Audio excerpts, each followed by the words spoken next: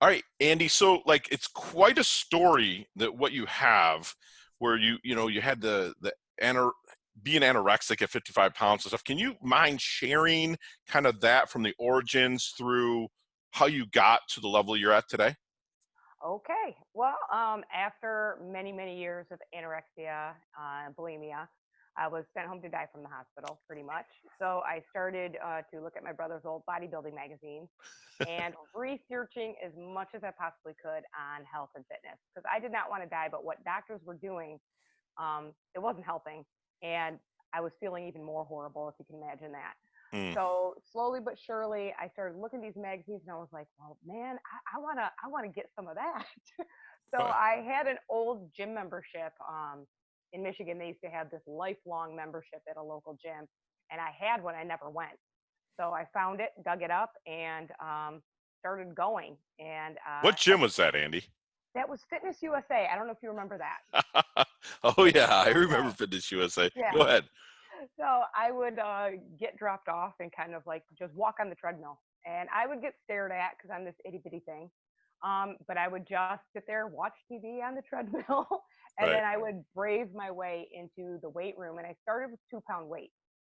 So, when you're anorexic and bulimic, you have osteoporosis, heart problems, you have a lot of problems. So, I started with 2 pound weights and I figured out a way for my own body to not get injured because I already knew that I was prone to breakage. Mhm. So, little by little, all these weird things that I did and weird angles, I came up with my own way of doing things. So, I was asked to lead a class. I wasn't certified, and I told them. But I started leading a class of a bunch of elderly ladies and made some gym friends, and that's where I found my, first gym family. And I loved the atmosphere in the gym. After that, I decided everyone started following me around the gym as I started putting on weight and gaining muscle. um, and they were just copying everything I was doing. And then they'd ask me questions about it. I'm like, I should really know what I'm doing here. So that's when I went to school. I Okay. went I went to school to go ahead and do that. And then I worked at in-home training for a while. I really never went to the big box gym until LA Fitness came around, Hmm. and that was my first and only corporate gym job. Right away, How I long knew did you last there? I lasted there 3 years. Oh Uh, wow, that long. I did because after the first year was fun, but then you get new trainers in, so I would kind of help the new trainers. Mm, And then I get very emotionally attached to my clients. It's a flaw. Like I didn't want to leave them. right. So I started my own business while I was still working there. I talked to the management and I let them know what I was doing. And they were just like, hey, do what you got to do. So when Right. I started making more money doing my own thing than actually working in the gym, I just went full throttle with RX training. So Gotcha. So, what was that aha moment that made you say, "Okay, I'm going to go out on my own and do it," and have the lack of a better term, the balls to do that? when I saw the high pressure sales of Mm, the gym staff trying to get people to re up for training when they didn't need it, or um, the contractual rules for the right. clients. It was more about the money than actually the clients. And it also didn't help that I would train people for free during my lunch break. So I got many, many warnings from Oh, corporate. I was rated an A plus trainer, and I was threatened to be fired many times. But I was like, I'm not going to pressure my clients, and I'm on my lunch. So if I right. want to train someone on my lunch, no harm, no foul. It took them quite a while to fire me. And 2 months after I was fired, they got so many letters, they called me back to rehire me. By that time, I was already doing my own thing. You're always sailing and like, because Yeah. every time I'd turn around, you'd have clients with you. They're really engaged with you training them, and that's what makes you really good at what you do. So, what do you think makes a great trainer?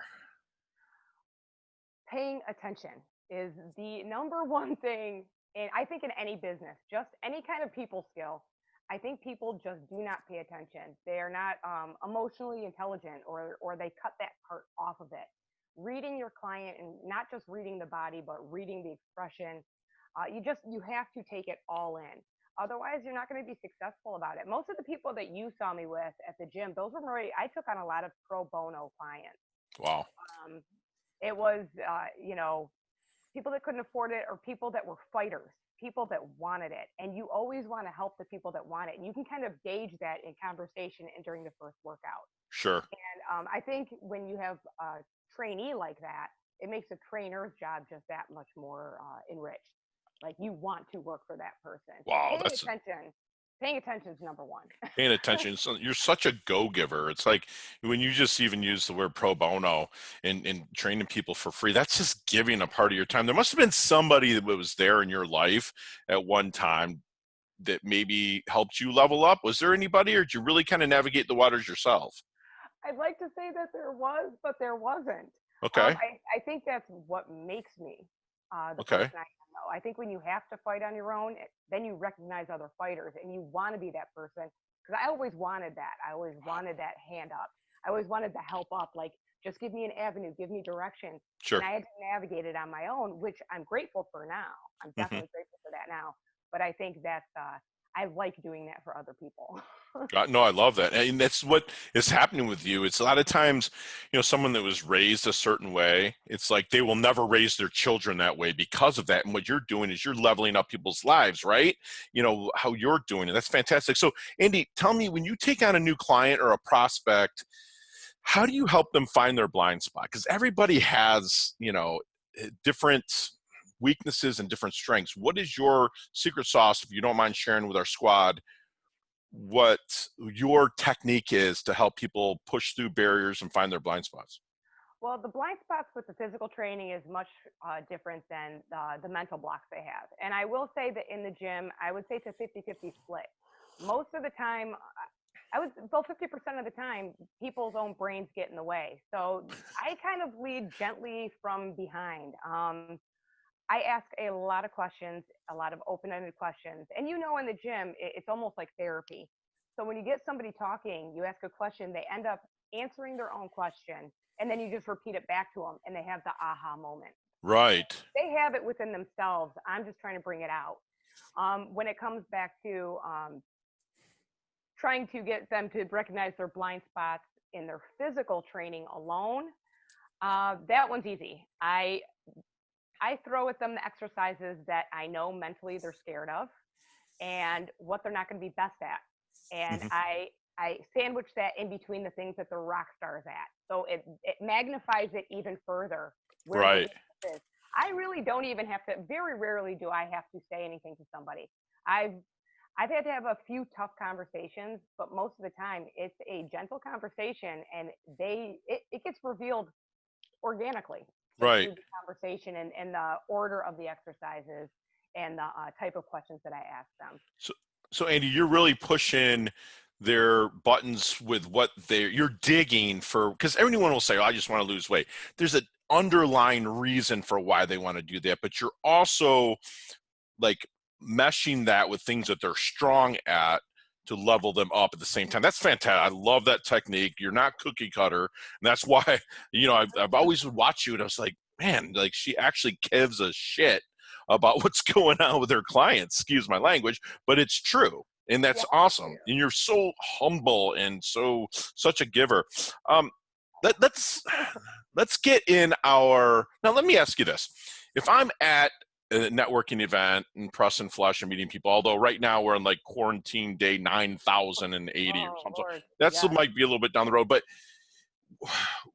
if I'm talking to somebody, how will I know if someone's a good prospect, contact, connection, future client for Andy? What are they saying to me? Oh, you there, Ann?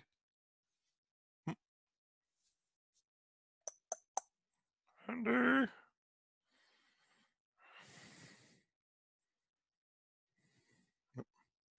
you're froze up, Andy.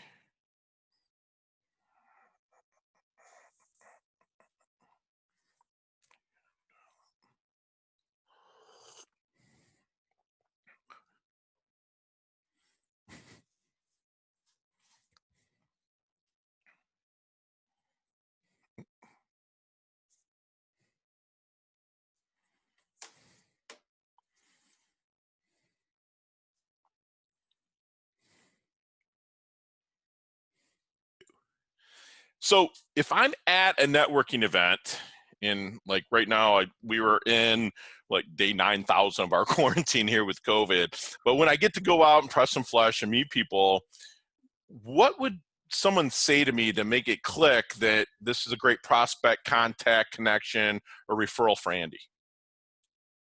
Oh, that's a really good question. um, Honestly, if you're in see, networking's hard.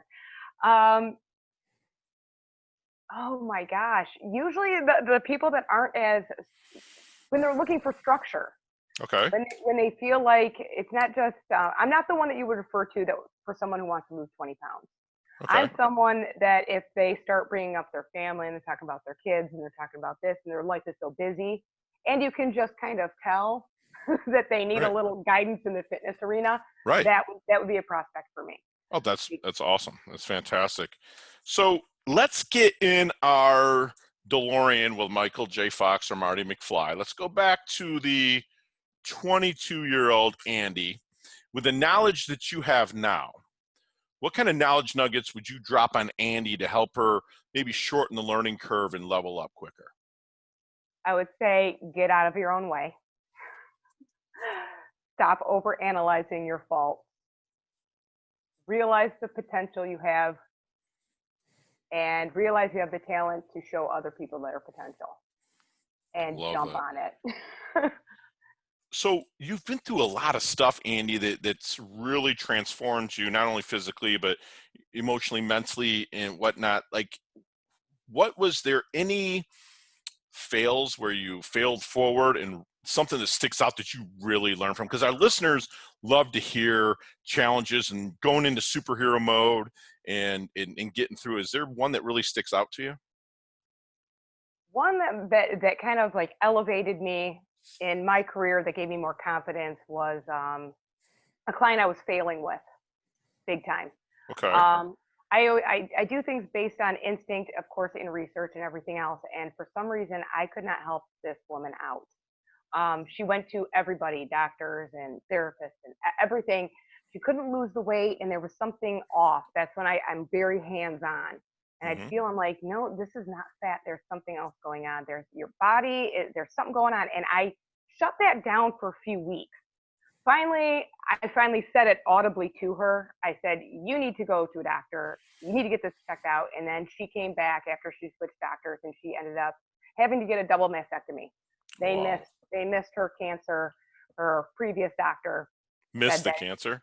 missed the cancer, said it was fatty tumor and it's been festering in her body for 2 years. So obviously the training got canceled because, she called me up and she just said, I'm going in for surgery. I've never heard of somebody diagnosed with cancer going in for a double mastectomy so happy that she just had an answer of what it Oh, wow. was. So that kind of that got me more into diving into the medical research. I know Okay. I'm just a trainer, but I always think that you have to look deeper Sure. when it comes to people's health. It's not always just losing the weight. So Right. that really gave me a new perspective on health and fitness when Sure. it came to stop suppressing what your brain and what your spirit is telling you about somebody. You have to give that just as much attention as you would Wow. your mentality. You have to really listen to your instincts. That's so strong that you say that because as a trainer, I don't know if you know this, but I had time to shine personal fitness for 5 years in Detroit So area where I was a trainer. And as a trainer, it was great proving ground to become a real estate agent because as a real estate agent we're not only dealing with people's real estate, but you're also a marriage counselor, a psychologist, and as yeah, a trainer, you're the exact same way. So for you to actually put an ego aside and be like, listen, okay, I've got to really dig more, not just on the physiological, but there's a psychological, there's biological stuff, and you're always leveling up your game, and that's what makes you fantastic. So, I appreciate you sharing that. So, Andy, you've did a lot, and now, without sharing too much, but you're moving out of the state of Michigan. You're really ramping up into something really big for you. But what is the big BIG that you want to accomplish in your life? What's the one thing Andy's like, oh my gosh, this is where I'm going to be and what's going to happen? the ultimate dream right now is an all-inclusive health facility, where I can train other trainers to do what I'm doing right now. Wow. To put the patient or a regular healthy person that just wants to level up, Right. put them as the main focus. I think in business, we've gotten away from that. Authenticity has been neglected. Right. Sincerity has been neglected. And I think, honestly, the time that we're going through right now in this country, I think this is a great restart button for everybody to realize what's really important. Because Sure. honestly, right now, how's money serving you? Right So now, true.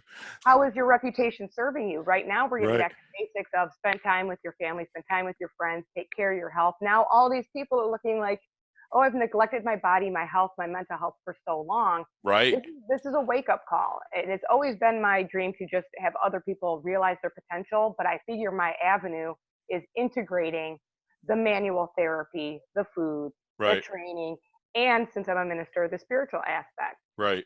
I think we need to get back to what makes us human beings.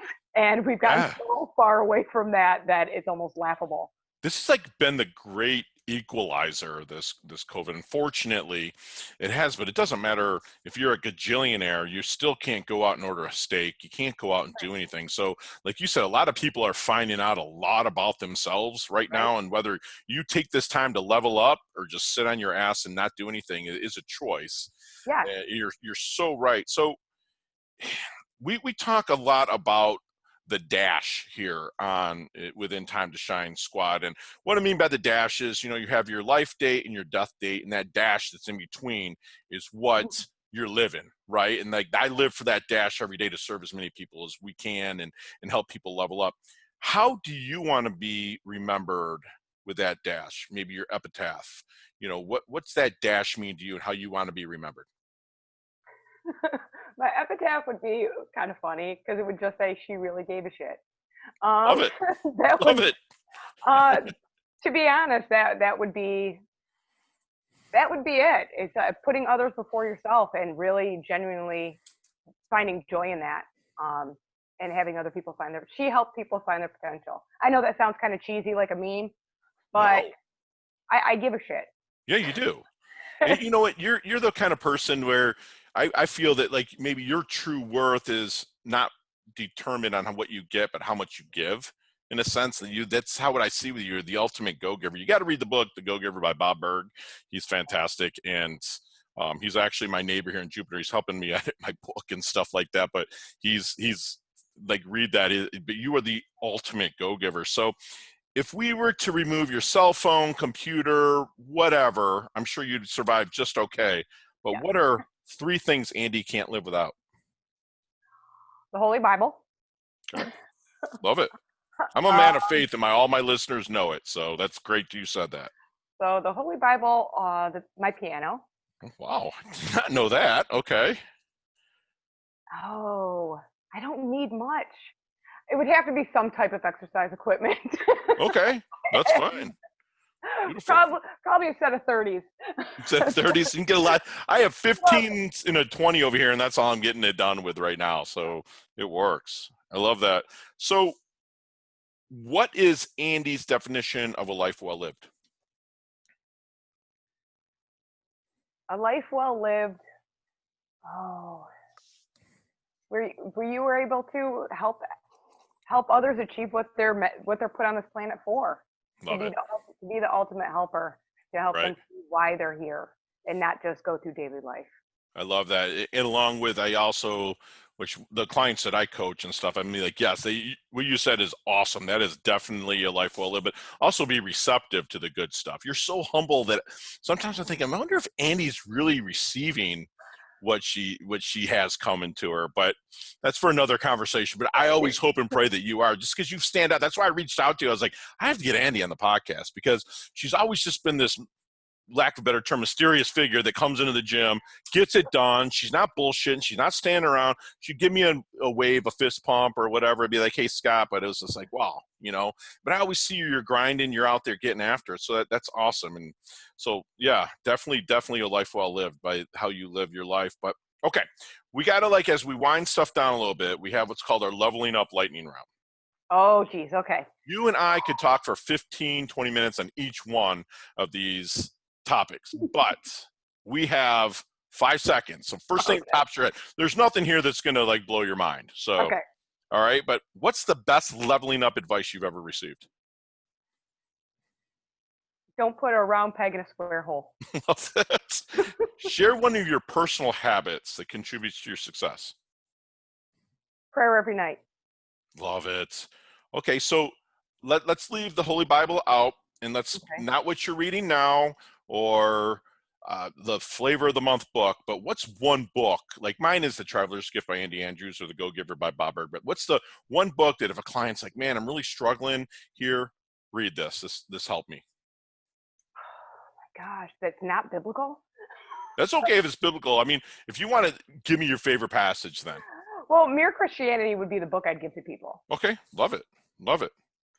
Okay, so what is the most commonly used emoji that you use when you're texting? The happy face with the little tears coming out. Love it, From love it. laughing. If you could be one age for the rest of your life, what would it be? 42. 42. Boom. What's your favorite charity and organization you like to give your time and or money to? Actually, Alzheimer's Foundation. Also, love it. Last question. What's the best decade of music? 60s, 70s, 80s, or 90s? 80s, hands There you down. Are go. you What kidding girl. me? Awesome. Andy, how can we find you? You can find me at rxtraining.com. It's rx-training.com. Right? Training.com. Okay. Yeah. Gotcha. You can find us on vikingfood.com. Spell Vikehn for him. VIKEHNFOODS.com. Where did Vikehn come from? That's my partner's last name is Keen. I love it. I was like, perfect. I was like, good Love it. branding. And all that stuff, all this will be in the show notes too for people just to kind of check up on you and stuff like that. Very cool. I love that. And Andy, leave the Time to Shine Today squad with one last knowledge nugget you want them to take with them that internalize and hold on to. I would like to tell people to analyze who you are as a person so you know what you're able to give to others. Love it. So really dig deep then, huh? That's strong. Mm-hmm. And hey, squad, we just had some serious knowledge nuggets dropped on us by my really good friend, Andy. She's a 100% go-giver. She loves to lead from behind. And what she means by that is she's there. She's got her clients' backs. When they explain something to her, she actually paraphrases back to them so they have their own aha moment, which is seriously phenomenal when it comes to being a trainer. She loves structure. She wants you to get out of your own way to realize your potential. And she really just gives a shit. So Andy is humble, yet hungry, levels up her health, levels up her wealth, and you're part of our squad now, Andy. You can't go anywhere. So thank you so much for coming on. Thank you for having me. Awesome.